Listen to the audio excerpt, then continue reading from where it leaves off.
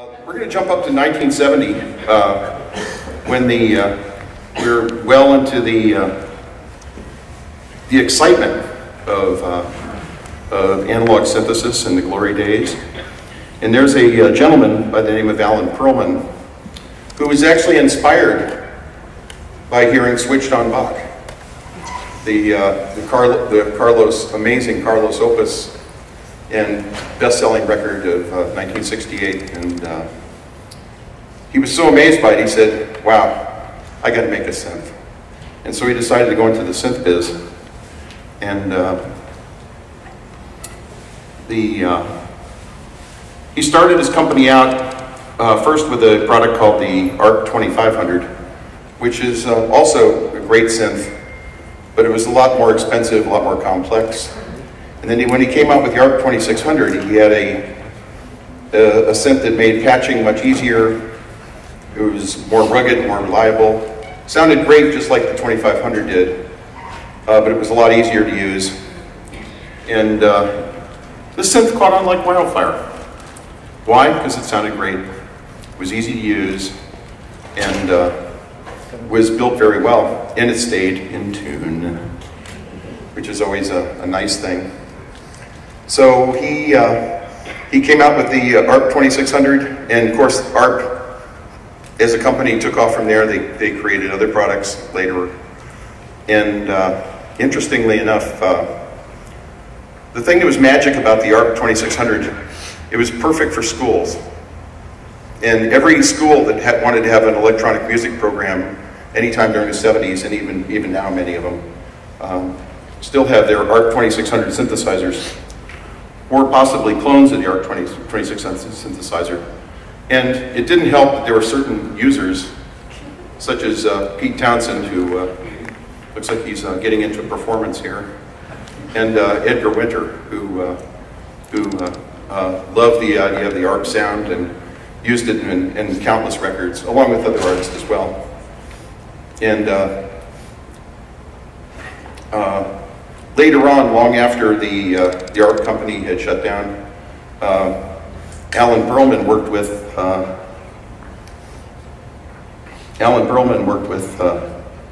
WayOutWare, with James Heintz of WayOutWare, to create a software version. And Alan was just amazed by it. And today we are lucky enough to, Alan's not here.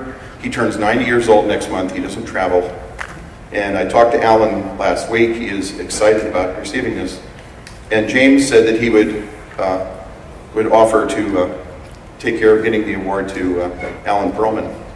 And so James, you're hiding in the back row? Oh, he's hiding in the front row. Okay. Okay.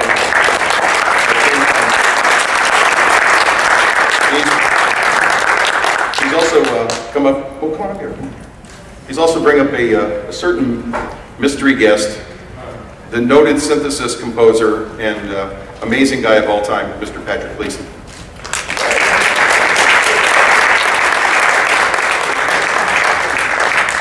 Hi, good to be here. I just want to take you back for a moment to 1970.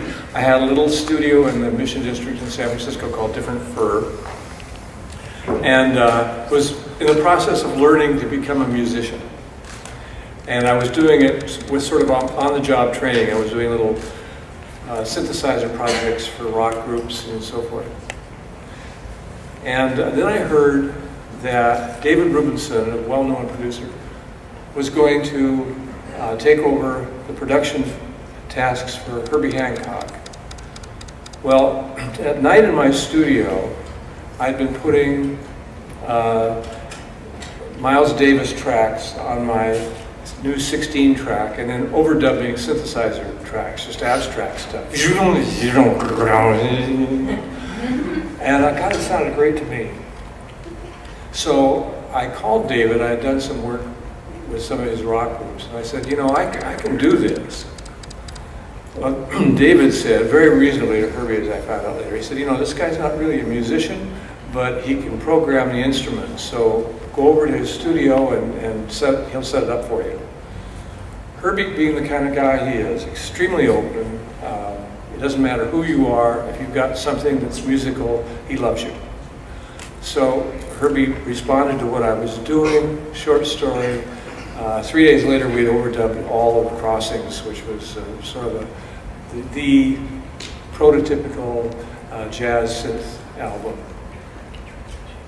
2 months later, I'd done all this, by the way, on my Moog 3 synthesizer, which is several cases of cabinets, and it's rather, as someone delicately approached, didn't quite reveal, has a little trouble staying in tune, and tends to fall apart when handled by an abused and angry roadie.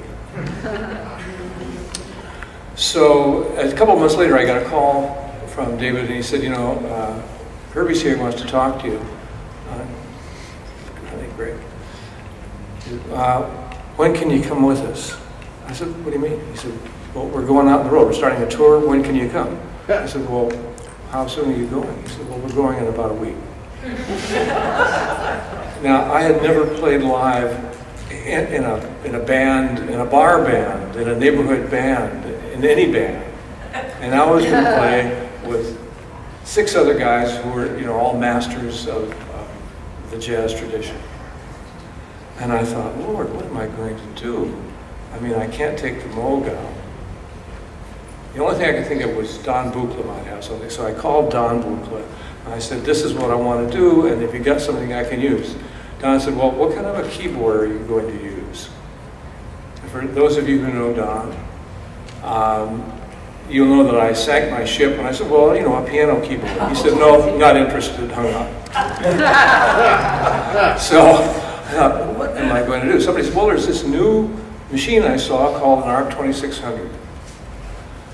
If it hadn't been for the ARP 2600, I would be a retired insurance salesman, because it would have been impossible to do what I was doing with Herbie, an improvising jazz group, no patch memory, get out there, guys are doing it. Every tune is different every moment, and you have to, some way, patch this stuff together and make some plausible sound while you're doing it. Could not have been done with any other instrument. Not another synthesizer in the world would have done this. As has been said, it was so logically laid out, you really couldn't miss. If you just kept in mind, you know, the big picture, we're starting with oscillators here, and we're having an amplifier over here, and there's filters and other stuff in between. You could make music in real time without patch memory, which is an amazing achievement. And that's all I have to say about this, other than to say that I love WayOutWare's Time Warp 2600. I endorsed it many years ago and still use it in the studio every day. Thank you so much. Thank you, Pat. Kind words. I've got another couple little things to read here. I reached out to another famous user of the ARP 2600 and got a response from Pete Townsend of The Who. Pete Townsend says, I didn't meet Alan. The guy who looked after me in the UK was called David Friend, and the ARP guys were all great. My A&R consultant was the musician Roger Powell, who I think went on to work with Todd Rundgren's band before making great music of his own. We had many brainstorming sessions that I recall, and we had fun. There were two compact analog synthesizers that came across in close succession, the EMS Putney, made in the UK, and the ARP 2600. They were both similar but different.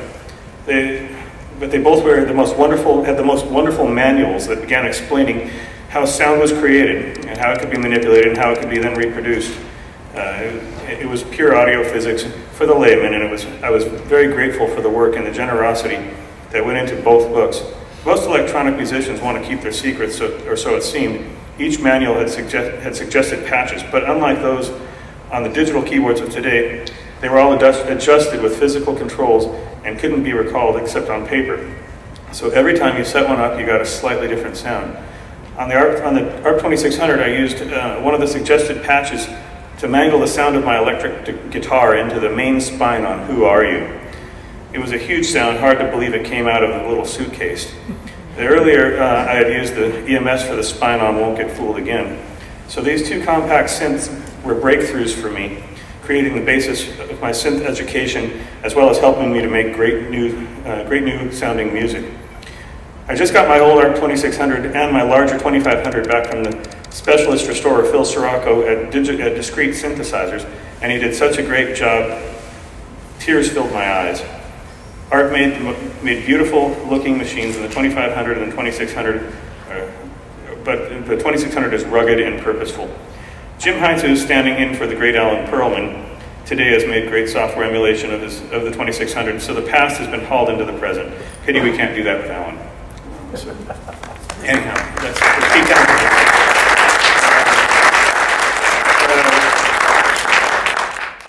Alan shared an interest in Bach and in using the English language precisely. He reviewed every page of the owner's manual I completed, and we battled sometimes over word choices. Usually the issues lay in choosing between technical precision and colloquial easy talk. As I recall, the outcomes were pretty much 50-50 between the two of us, and he sharpened the language while I smoothed the corners. After Alan and I played Bach for each other at his home in Newton, he funded several recording studio sessions for me, and I did some tracks of the Bartok Romanian folk dances and the French Suite No. 5 of J.S. Bach for our promotional releases. From 1972 to 1978, I was grateful for Alan supporting the years of the Boston School of Electronic Music. He forwarded inquiries about learning synthesis to the school. And that's how the Boston School of Electronic Music eventually ended up enrolling eminent Israeli composer Tzvi Avni in 1974 and other musicians who sent our way with Chick Corea and Stevie Wonder. But anyhow, the ARP 2600, I discovered it in a junior college in Santa Barbara. They had one in an electronic music course, and I was about 18 or so. And for about 20 years, I carried around memories of that 2600, and I couldn't find one. So I decided, well, the time has come. I've got to build one. And so I began creating the Time Warp 2600. I had a lot of experience. I've been a musician my whole life, and had a lot of experience with synthesizers and digital equipment. I used to repair synthesizers in Studio City for Deemer amps and keyboards. I learned what the sound of a synthesizer should be. And so when I went to craft Time Warp 2600, I wasn't happy until it sounded exactly like an ARP 2600 in all aspects, including audio rate modulation and phase variations and all the ranges of all the sliders and the characteristics of the filter. And the end results I'm proud of, and Alan is too, because that's why I'm standing here. So, anyhow, thank you very much for the award, and I'm going to make sure that Alan receives it personally delivered by none other than Jennifer Haruska, who lives in Boston, as soon as we can. Oh, I have one other thing I'd like to show real quick, just for a second. Here's a 1971 vintage ARP 2600 advertisement. Whoa, wow.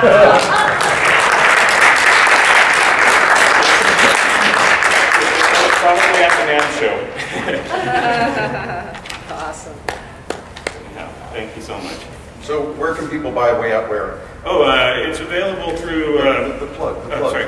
Yes, the Time Warp 2600 has just been re-updated. We now support all the 64-bit hosts in addition to the 32-bit hosts.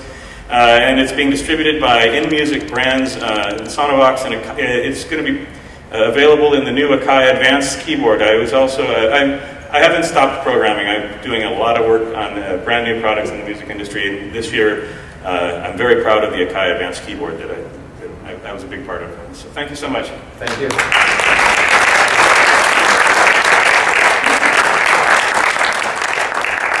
This is a NAMM show. We had to get a commercial That's right. plug. It's been well deserved, for a product that's actually approved by both Alan Pearlman as well as so many artists such as the legendary Patrick Gleeson.